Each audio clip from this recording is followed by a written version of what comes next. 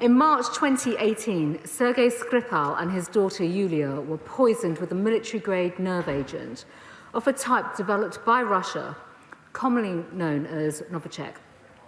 2 police officers from Wiltshire Police involved in searching the victims' homes were also poisoned with the same agent. In July 2018, a further 2 members of the public were found unwell in Amesbury, both of whom had been exposed to novichok. And tragically, one of them died, and that was Dawn Sturgis.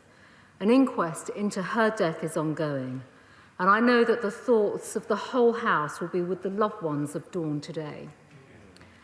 Mr. Speaker, this House has profound differences with Russia. By annexing Crimea in 2014, igniting the flames of conflict in eastern Ukraine, and threatening Western democracies, including by interfering in their elections, Russia has challenged the fundamental basis of international order.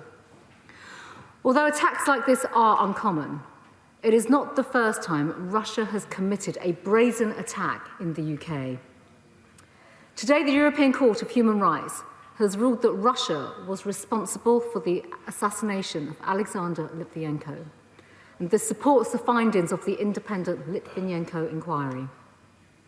However, as the then government made clear in 2018, and as I reiterate today, we will not tolerate such malign activity here in the UK.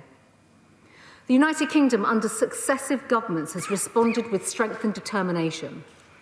As my right honourable friend, the member for Maidenhead, then Prime Minister, announced in 2018, 250 detectives were involved in the Salisbury murder investigation, working around the clock to discover who was responsible. On the 5th of September 2018, the Independent Director of Public Prosecutions announced that there was sufficient evidence to bring charges against 2 Russian nationals for conspiracy to murder Sergei Skripal, the attempted murder of Sergei Skripal, Yulia Skripal, and Nick Bailey, causing grievous bodily harm with intent to Yulia Skripal and Nick Bailey, and possession and use of a chemical weapon contrary to the Chemical Weapons Act 1996.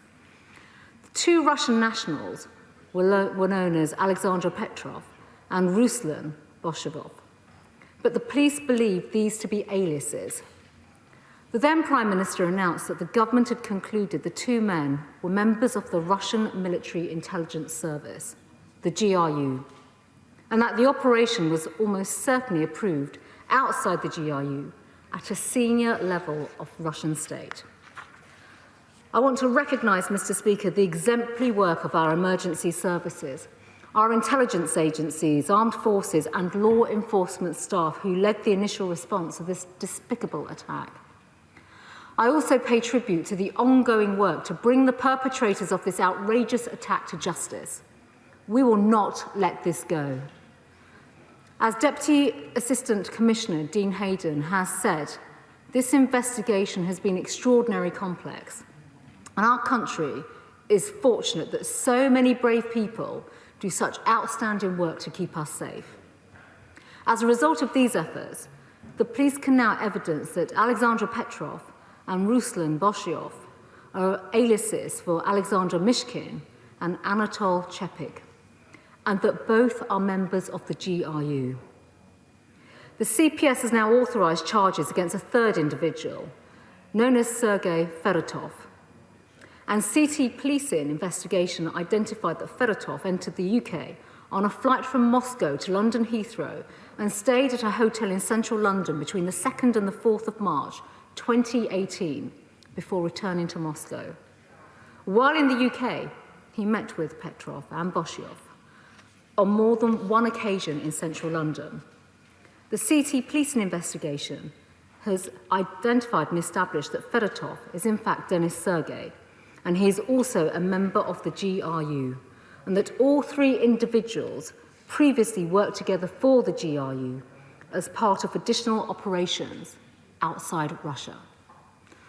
All 3 men are now wanted by UK police. Arrest warrants are in place for all 3. The police have applied for an Interpol notice against Fedotov. mirroring those already in place against the other two suspects. Russia has repeatedly refused to allow its nationals to stand trial overseas.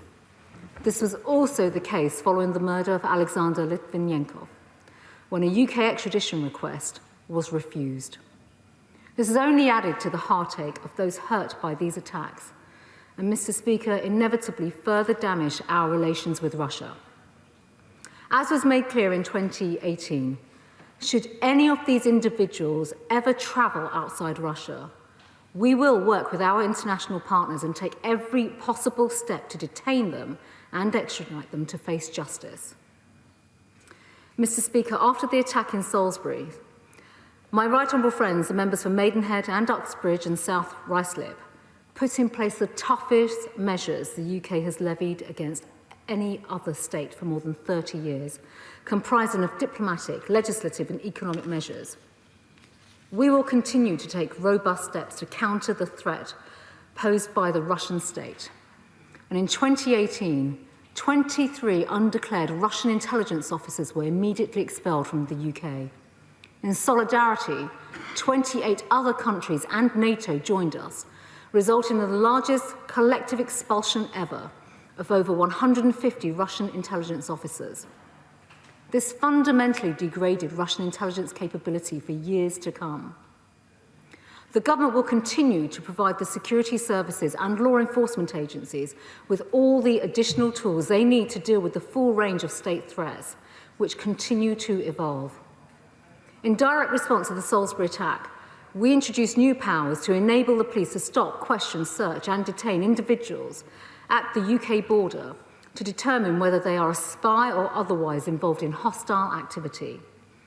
These vital powers are already helping the security services and law enforcement agencies to protect the UK from very real and serious threats posed by states who seek to undermine and destabilise our country. In July 2020, we published a full and comprehensive response to Parliament's Intelligence and Security Committee's Russia report. This addressed point by point all the key themes and recommendations raised by the committee. But we are going even further and have committed to introducing new legislation to counter state threats to protect the United Kingdom. Earlier this summer, we held a public consultation on the government's proposals to improve our ability to detect, respond to and prevent state threats, keep our citizens safe and protect sensitive data and intellectual property. Responses to that consultation are currently being considered, and we will return with comprehensive legislation. Another crucial strand of combating this work is combating illicit finance. Squeezing out the dirty money and money launderers out of the UK to secure our global prosperity is our priority. We're at the forefront of the international fight against illicit finance, combating the threat from source to destination. We have introduced a new global human rights sanctions regime and global anti-corruption sanctions regime. And the National Crime Agency continues to lead the UK's effort to bring the full power of law enforcement to bear against serious criminals, corrupt elites, and their assets, including through increased checks on private flights, customs, and freight travel. In July and September 2020, working in tandem with the EU, we announced sanctions against the Russian intelligence services for cyber attacks against the UK and her allies. We have also taken robust action in response to the poisoning and attempted murder of Alexei Navalny, enforcing asset freezes and travel bans against 13 individuals and a Russian research institute involved in the case. The government will continue to respond extremely robustly to the enduring and significant threat from the Russian state. We continue to make huge strides to counter this threat and to increase our resilience and that of our allies to Russian malign activity. Mr. Speaker, we respect the people of Russia, but we will do whatever it takes, everything it will take to keep our country safe. We will work actively to deter, defend against the full spectrum of threats emanating from Russia until relations with its government improves. Mr. Speaker, I'd like to end by paying tribute to the resilience of the people of Salisbury, who suffered a sickening and despicable act in their community, and to the people of Amesbury, who lost one of their own in the most dreadful of circumstances. Our government will be relentless in our pursuit of justice for the victims of these attacks and continue to do whatever is necessary to keep our people safe. I commend this statement to the House.